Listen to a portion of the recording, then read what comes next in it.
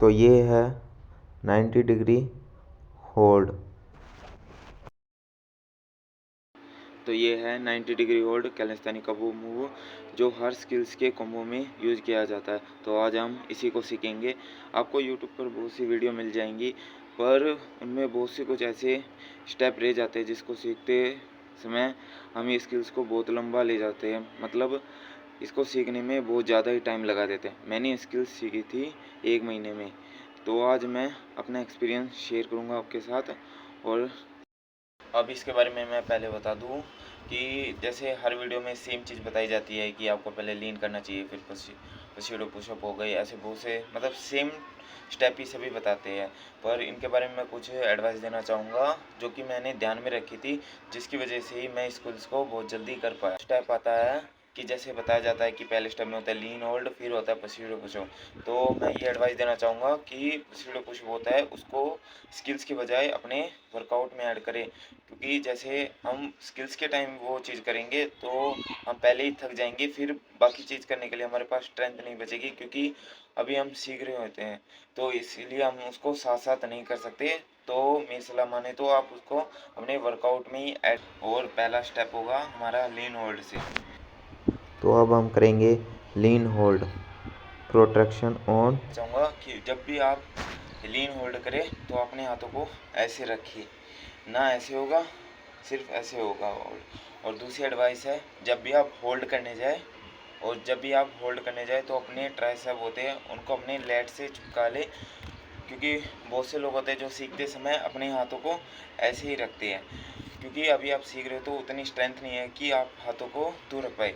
तो इसके लिए आपको थोड़ा हाथों को चिपकाना होगा ऐसे करके। ये यहाँ पे होगा, कूनी बार की तरफ होगी, ट्राइसेप होगे, वो आपके लेट्स पे ऐसे चिपके होंगे। तो आपको ऐसे ही परफॉर्म करने हैं होल्ड्स को। तो अब चलते हैं दूसरे स्टेप की तरफ, जो पसीडो पुशअप। मैंने बताया था कि इसको अपने वर्कआउट में ऐड करें, फिर भी मैं आपको दिखा देता हूँ इसको किस तरह करना है।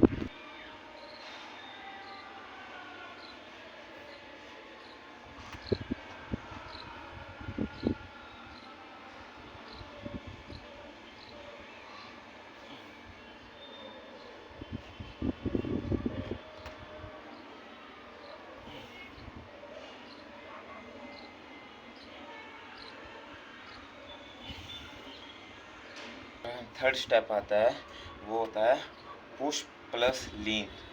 इसमें आपको लीन होल्ड में जाके पुश पोजीशन में होल्ड करना है, जिसकी वजह से आपकी कोर में प्रेशर पड़ेगा और आपके शोल्डर भी स्ट्रॉन्ग होंगे।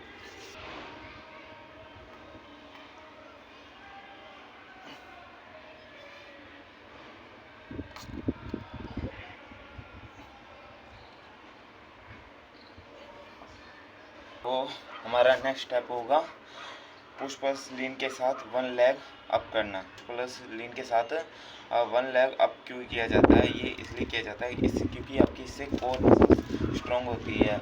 आप चाहे अलग से कोर वर्कआउट कर रहे होते हैं, पर जैसे हम कोई सी भी होल्ड वाली स्किल्स करते हैं, क्योंकि कोर वर्कआउट में प्रॉपर कोर की हर एक मसल्स वो टारगेट नहीं होती। जब भी हम स्किल्स करते हैं तो उसमें हमारी हर एक मसल्स पे फोकस जाता है, तो इसलिए ये स्किल्स परफॉर्म की जाती है।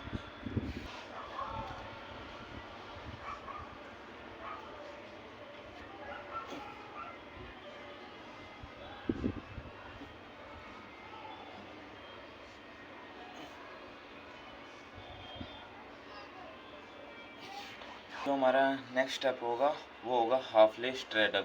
इसमें बेसिकली आपको लीन जाके अपने घुटनों को मोड़ के स्ट्रेडल पोजीशन में होल्ड करना होता है।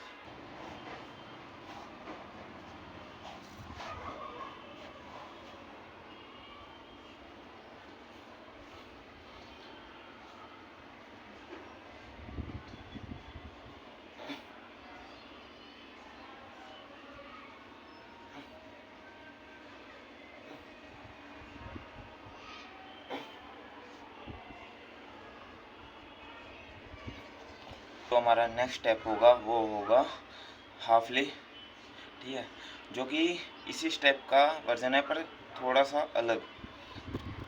चलिए देखते हैं अब उसको कैसे करते हैं।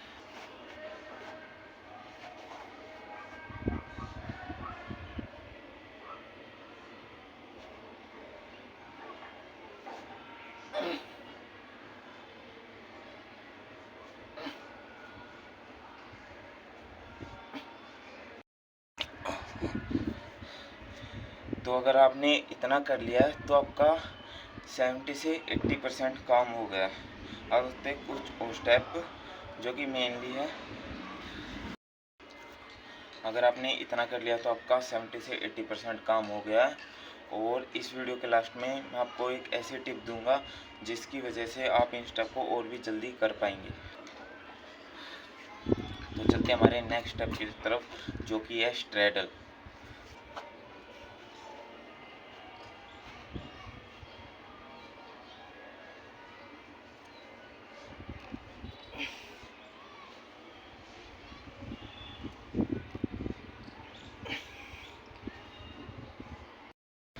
अब आता है हमारा सबसे लास्ट और मेन स्टेप जो कि है फुल 90 डिग्री होल्ड।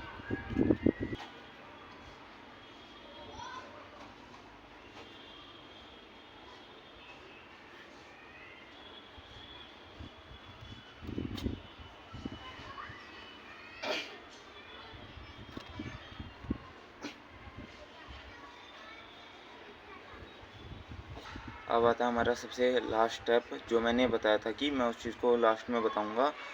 तो सबसे पहले आपको इस बात का ध्यान रखना होगा कि आपको नेक्स्ट स्टेप पे जब तक आगे नहीं बढ़ना है जब तक आपका कम से कम 10 सेकंड होल्ड ना हो। ठीक है, जब भी आप उसके अगले स्टेप पर जाइए। और एक और चीज़, जब आपका कोई भी एक्सरसाइज में 7 से 8 सेकंड होल्ड होने लग जाए तो उसके बाद आपको ये इसका यूज़ करना है जो कि रेजिस्टेंस बैंड। आपको इसको जैसे आप 7 से 8 सेकंड होल्ड करने लगे तो आपको उसके साथ नेक्स्ट स्टेप की प्रैक्टिस कर सकते हो इसके साथ। इससे होगा क्या कि आपकी नेक्स्ट स्टेप के लिए भी आगे प्रोग्रेशन होगी और पहले वाला स्टेप भी इजीली क्लियर हो जाएगा। जब आप इसके साथ करेंगे प्रैक्टिस तो आप बहुत ही जल्दी प्रोग्रेस कर पाएंगे। तो आई होप आपको ये वीडियो पसंद आई होगी। तो अगली वीडियो में हम देखेंगे कि घर पर ही बैक कैसे ट्रेन करें। तो मिलते हैं नेक्स्ट वीडियो में।